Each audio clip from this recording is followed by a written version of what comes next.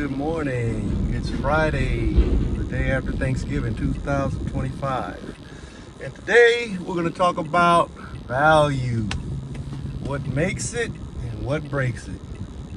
And I love it when I hear women talk about what they're looking for in a man, and all of these qualities, a lot of the qualities that they look for in a man have nothing to do with what nature has provided, but most definitely they're not looking for what we would consider as qualities that are not advantageous for reproduction. You know, you want a 6 foot or tall mate, you want him to be funny.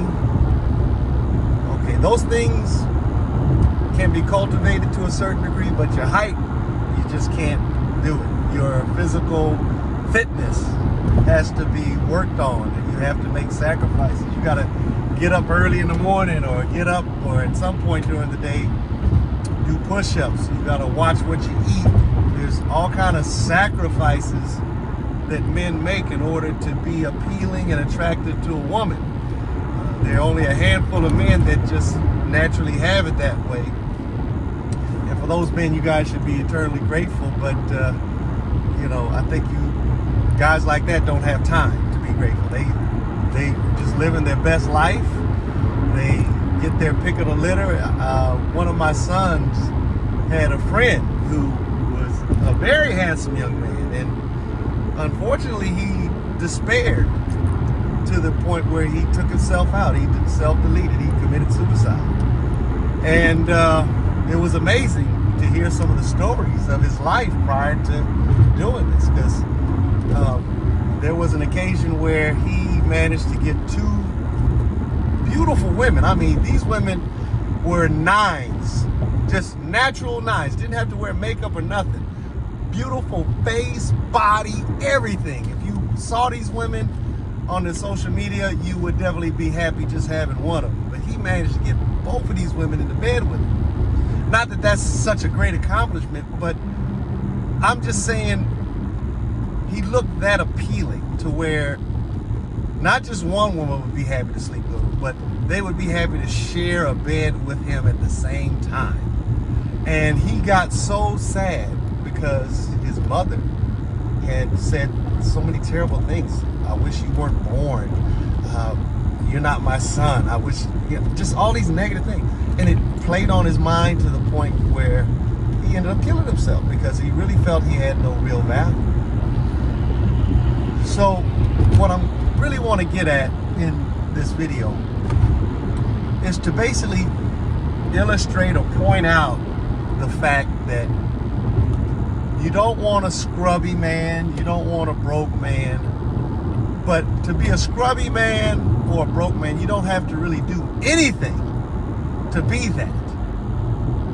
But oddly enough, your nature as a woman is that you really don't have to really do a whole lot for a man's attention, for a man's affection, for a man to offer up gifts, to take you out to dinner, to do all of these things. Yet, and still, in your life of getting so many benefits and advantages, the trade-off is you're going to have to live your best life and get it all set up and locked in early. Whereas men, because we got to dig it out of the mud from day one and keep it out of the mud and make sure we take provisions not to get back into the mud, that this is what y'all have to do. So let me just point out the obvious. In order for a man to be what you want him to be, it entails this man making a lot of sacrifices and putting in a lot of hard work. And so on the flip side, if you want to have a quality relationship with a man, there's certain qualities that must be present. And a lot of women are going to poo-poo on what I'm about to say, but everybody has their own burdens to carry. Men have their burdens to carry, and we gladly carry them, because if we didn't, technology wouldn't have progressed to the degree that it has. We have so many comforts that we have. I know a few people to this day that still live in a house that doesn't have central air and heat. They have a wall furnace, but they don't have central air. And that seems to be, coming from where I'm coming from, it seems to be very easy to attain those things. But it's so easy for a woman to get sex from men that I'm really surprised that modern women today look at sex as being such a big deal, to the degree that you guys are just having sex with so many men before you even think about trying to get married. And hey, whatever you'd like to do, the consequences, you're not just going to personally pay for it. Society's going to pay for it. And no man is an island. There's a saying, no man is an island. I'm not going to elaborate on that.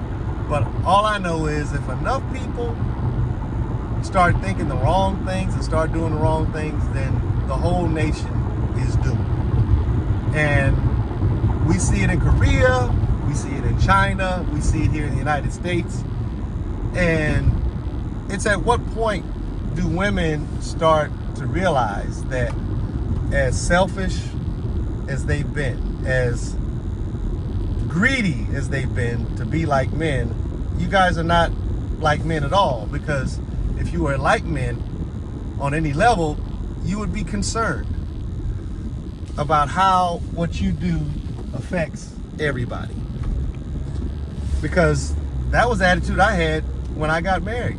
My life wasn't my own. My life was revolving around the comfort and support of my children and my wife. My wife never had to pay for anything, but she had this attitude that it's all about her. And that's what ultimately destroyed our marriage.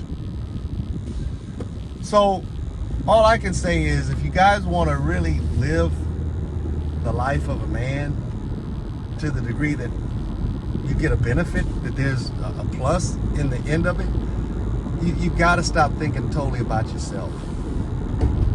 And what I'm going to say is, what separates a quality woman from just the run-of-the-mill average woman out here on the street is her ability to have self-control, to say, as much as it would be enjoyable and pleasurable to have sex, and to have sex with all kinds of different people, what is going to ultimately be the payoff for doing this? Am I going to really have a shot at getting a quality man? Because I think my ex-wife, she got lucky that we didn't have social media sooner than we did, because had a lot of the lessons that I've been learning and experiencing and getting through social media, had I learned those early on, I would have been so much able to avoid running into a woman like that. And in fact, the woman or the women that were virgins that I ran into, a lot of them, after we broke up, they remained, one remained a virgin, and I met her in college. The others, they're either still out here in the street looking for a relationship that they can hang on to, that they can stay with, but they're damaged goods. And they're damaged to the point where even if they got married, they're not going to be happy. If they stayed married, they would force themselves to stay married just to prove me wrong, but they're not going to be happy in that from this union they've managed to build something that they could be proud of, because they've been so accustomed to men catering to them and seeing to their happiness, their comfort, that they don't have any skill at being able to create or generate some comfort or support for the men. They've had a habit of taking and taking without being able to give. And this is what I would say would be the general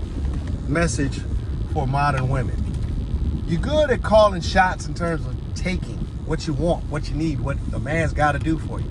But can you call the shots on what you're willing to give to get it? Because I'll tell you straight up, at 60 years old, I'm not looking to wife a woman with children. I'm not looking to wife a woman that's had abortions. I'm not looking to wife a woman that's not a virgin. And the reason why is I've seen all of these various types of women get married, and I've seen each and every one of them back out in divorce. I've heard them speak in terms of having regrets that they stayed married. Like, I had a friend, she got breast cancer, married, beautiful life, husband, 3 kids, and it was at a point where I was talking to her and she was lamenting the fact that she had stayed faithful, that she really had missed out, and she was thinking about going out in the streets and indulging in a relationship outside of marriage, getting divorced. She didn't want to be an adulteress, but she was thinking about dumping her marriage in order to have this FOMO. She has this fear of missing out. So I think I missed out. Well, yeah, you missed out, sweetie, but going this route is not going to really make things better, because you really think that these guys that are going to be smashing on you are going to give you love, that they're going to give you a lifestyle, they're going to give you everything in your imagination, that you're already screwed up in the head, because you're still constantly looking to take. You're constantly looking to take, and that should tell you something. How much taking can a woman do? There's only so much you can get away with, and eventually that it's gonna destroy you and destroy everything around you. As much as you think you're gonna win, you're gonna lose. So all I'm really trying to say, ladies, is that it's so easy for you guys to lose your virginity, but it is a hard challenge. And I would really applaud a woman who has thought about this, and she's looking at these other women like idiots. Like, how stupid can you be? That was what my mother said. My mother said this at so many family gatherings in the 70s, just when my cousins, female cousins, were just starting to have sex. And she kept asking the girls, why did you lay down with this man? Why did you lay down with this boy? He's not a man, because supposedly, according to my mother, if this guy was a man, he'd be able to provide you a house, he'd provide himself a house, he'd have a good job, he'd be able to feed himself, and he'd be able to take care of you. But you guys are giving it up because he's cute, because he's popular, and oddly enough, you guys are so ridiculously stupid about it. Chris Brown, you're paying $1,000 to meet up with this guy, to take a picture, just to have him hold you in his arms and kiss you. And then if he really likes you, you're gonna give him sex for free, as if that's something to brag about, or that's something that's gonna make Chris Brown remember you. I mean, how goofy and ridiculous can you guys be? Just imagine, you give a man $1,000, you kiss him, you take a photograph, and then later on, unbeknownst to anybody, you sign a non-disclosure agreement, but you're gonna disclose the shit anyway, because that's supposed to give you bragging rights that, you had sex with Chris Brown, you sucked him off, you did all this stuff. I mean, and now you honestly think Chris Brown values you enough to make you his consort, to make you his woman, to make you even a concubine. You are a concubine for that evening or for that moment. But beyond that, there's other women, younger women, hotter women, because, as you turn 18, Chris Brown, he gets a year older too, but you turn 19 next year, and now there's a new batch of 18-year-olds behind you that Chris Brown is going to be able to get. So it's like, even if you're willing to play that game, you're going to lose, because Chris Brown will get an endless supply of fresh 18-year-olds year after year after year. So if that's what you're willing to do to call yourself enjoying or having your best life, hey, good luck to you. I love it. If you're looking for something that will carry you through into your latter years to where, one, somebody will bring you your medicine when you need it. Somebody will be there to really tell you they love you. And they'll have demonstrated they love you by how they've allowed you into their home. How they have allowed you to spend their money and not have to worry about paying the bills. How they've given to you so much that the only thing that is of any real value from you to a man is your ability to have children and your loyalty. And if you can preserve your virginity, intentionally preserve it, not that you're so unattractive that no man is really going to be willing to have sex with you because you're just not that attractive, or you got to beg people to have sex with you.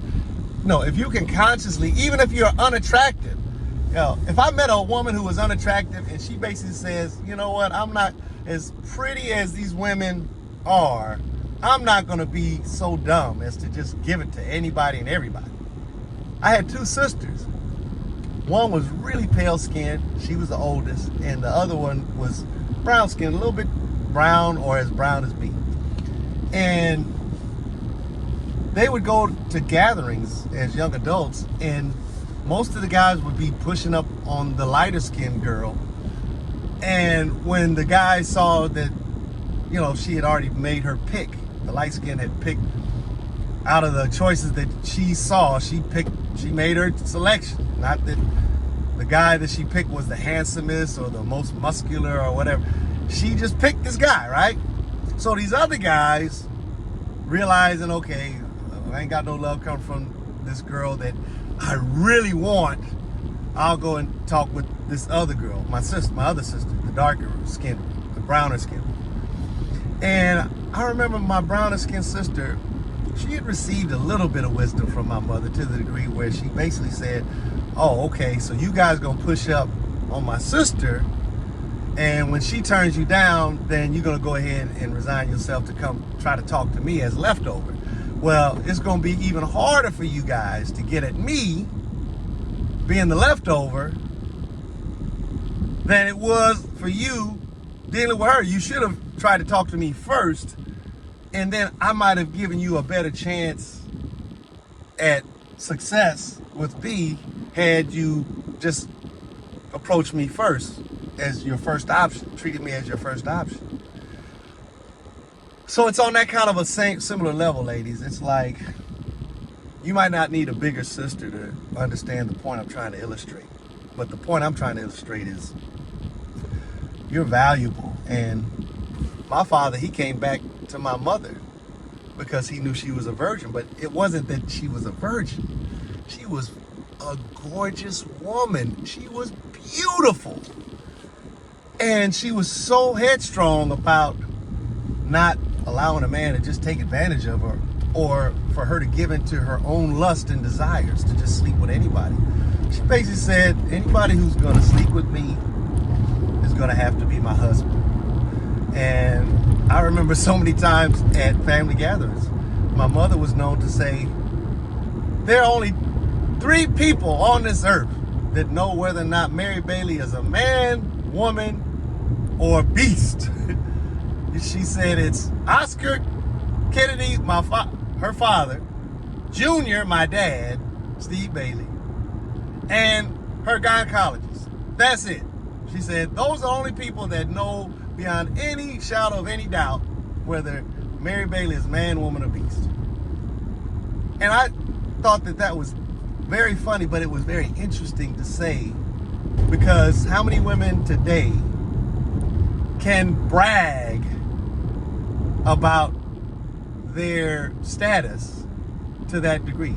How many of you women were able to say that, yeah, I held my virginity until the day I got married? Now you're gonna say, well, what if the man is a cheater and he does this and that?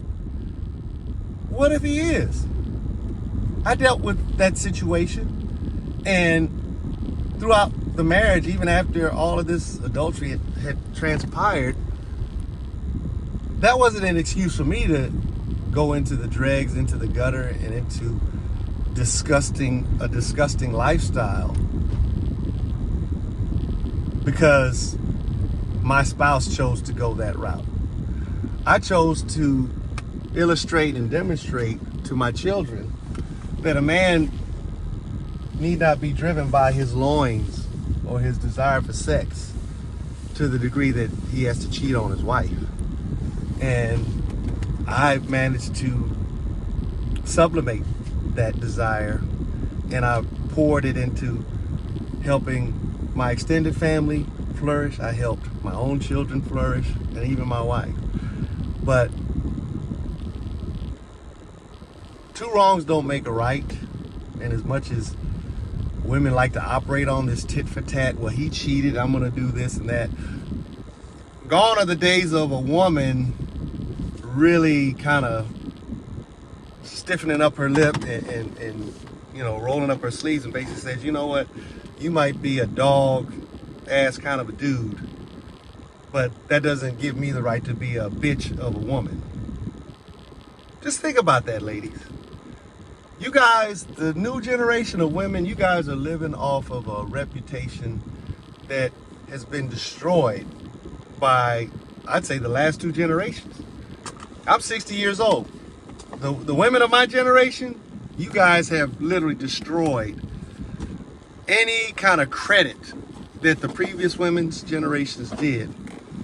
And I just would like for the next generation of women to say, well, you know what? There was a generation or a few generations before this last one where the women, even if they were brainwashed into believing it, we can see how the brainwashing affected them in a positive way. They were able to build families. They were able to have family reunions. They were able to keep in touch to the degree that people were in connection, close contact.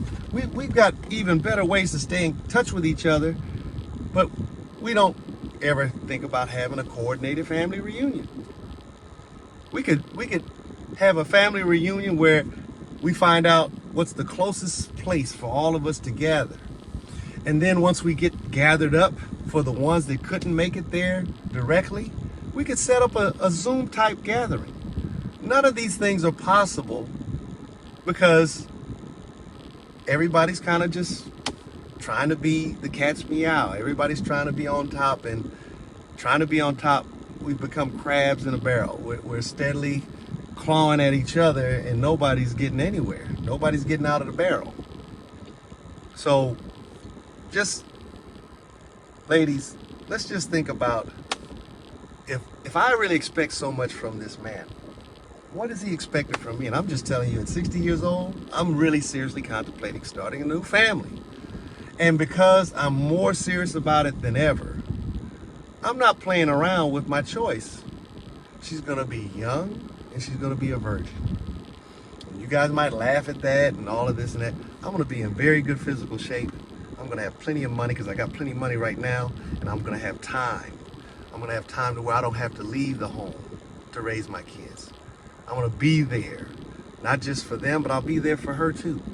But she's gonna roll up her sleeves. She's gonna have to put in some work because I really have high expectations, not just from my children, but I'm gonna have high expectations from her, because if these children are to develop into what I know they can develop into, because both my parents were able to make me what I am, and neither one of them was really at home that much. They worked 8 hours a day, 5 days a week, and they were able to put me through private school.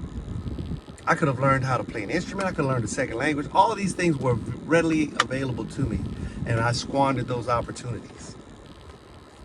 But being at 60 and knowing what I know now and having learned the lessons that I've learned, I am 100% certain that when I embark on this next journey of having another family, I'm not going to make all of the dumb mistakes I made before. I'm not going to be enamored by just a woman's physical appearance. She's going to have to show me a little bit more than just a pretty face and some pussy.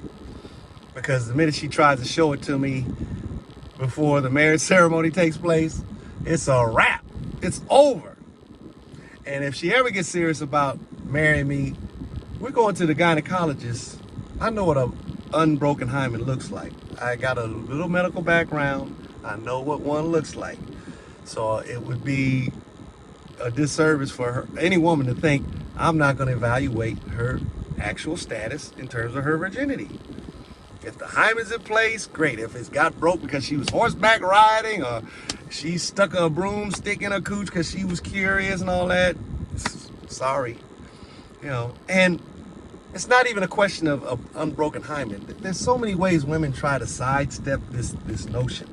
They'll give oral sex, they'll let a man fuck her in the ass, all of these things to try to not lose their virginity. But all of those things, you think a man can't figure out, oh, she's a virgin, her hymen's in place.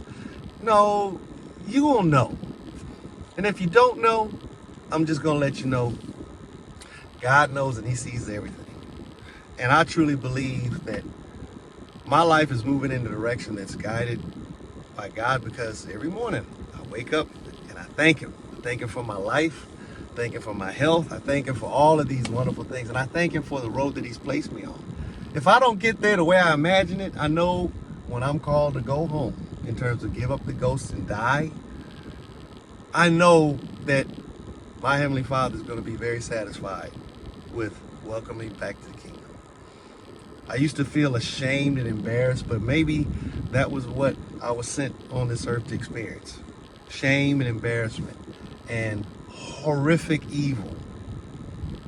And I haven't experienced a whole lot of horrific evil, but I have done a lot of horrific and evil things. Too much to recount now, but I've had abortions.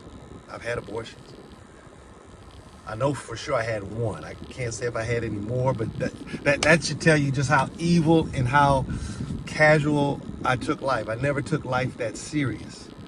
But it was only after my firstborn came into this world that I had to roll up my sleeves and take life serious. And I have never looked back. I never took life that casual after he was born.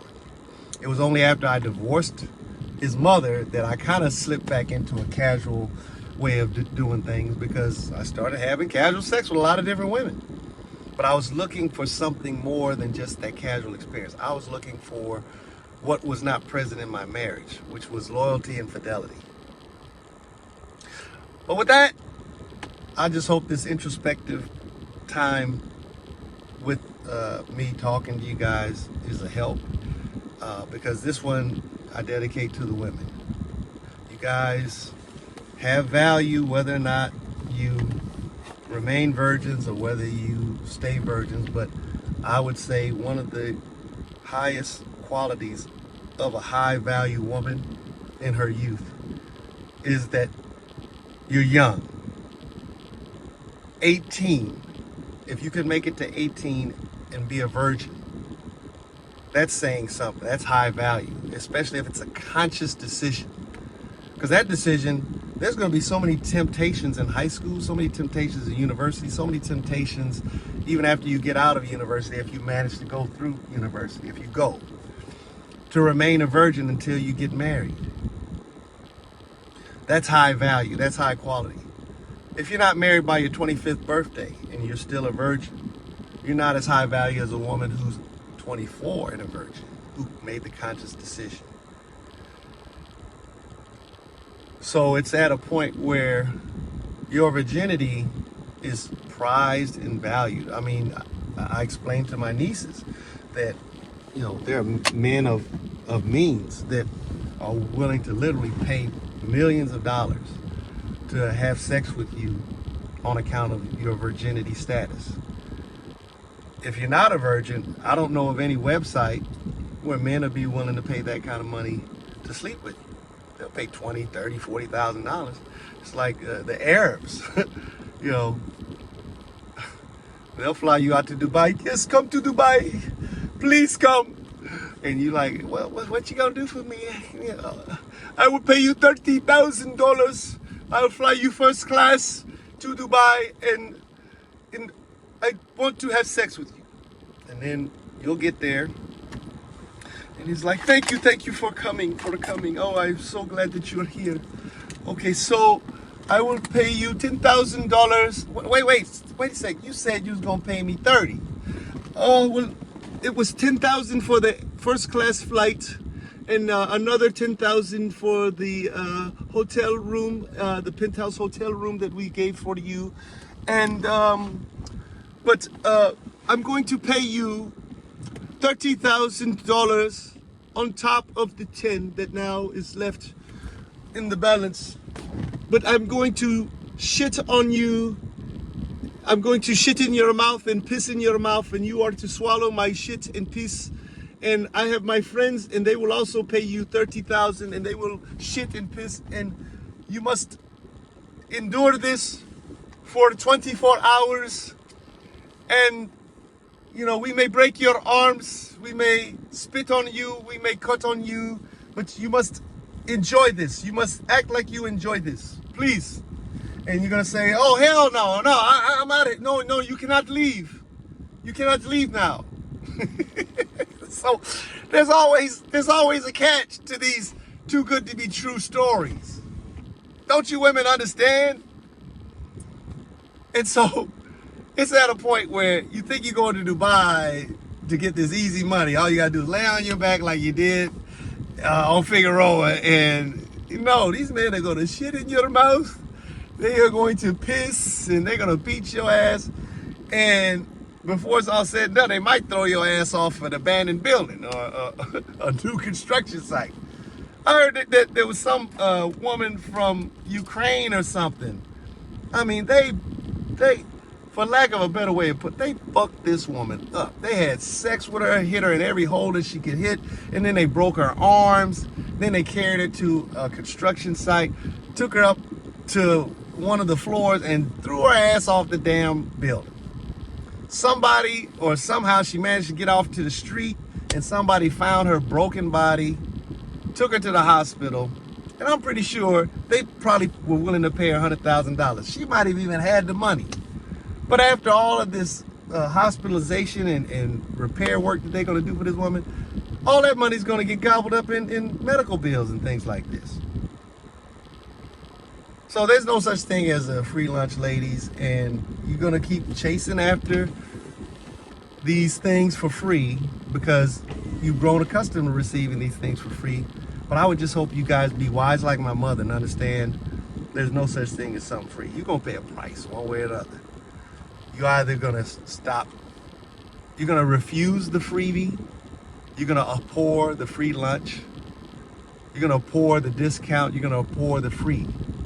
And you're going to realize the only thing you're going to get of any value, even as a woman, is going to be what you put into it. Because you can get a lot for free. A lot of these women on Instagram and OnlyFans, they're getting hundreds of thousands, if not millions, but as fast as they got it, it's going to be blown out of their hands. It's going to blow out of their hands just as quick. Trust and believe me on this. So I would say step one for modern women today is to learn how to give. And I'm not talking about sex. Learn how to give your time. Like, maybe you guys can go to some of these retirement communities and just serve the elderly. Where am I getting these ideas from? This is some of the stuff that I do. These are some of the things that I do, unbeknownst to anybody. Invite a man over to watch a movie and have dinner. And talk for a few hours, or an hour after dinner.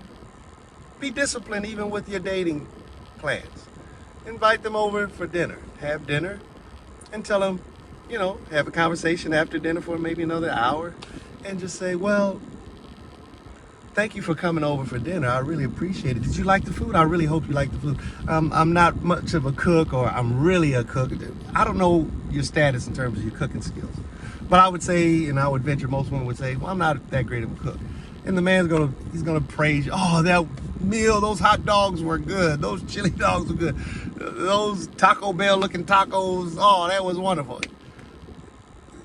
They really want to spend time with you. But trust and believe, every evil man and every good man on this planet, all of us want to fuck, okay? We want to have sex with you. So with that being said, I just wish that you guys enjoy the rest of the holiday season And hope you enjoyed your Thanksgiving. Hope you didn't eat too much turkey. If you did, 1 minute on the lips is weeks on the hips, ladies. So you better get your memberships, your treadmill, bicycles, whatever you use to fight that fat. You better get it fired up, grease that chain on that old ass stationary bike and get to it. Have a good day, you guys. Peace.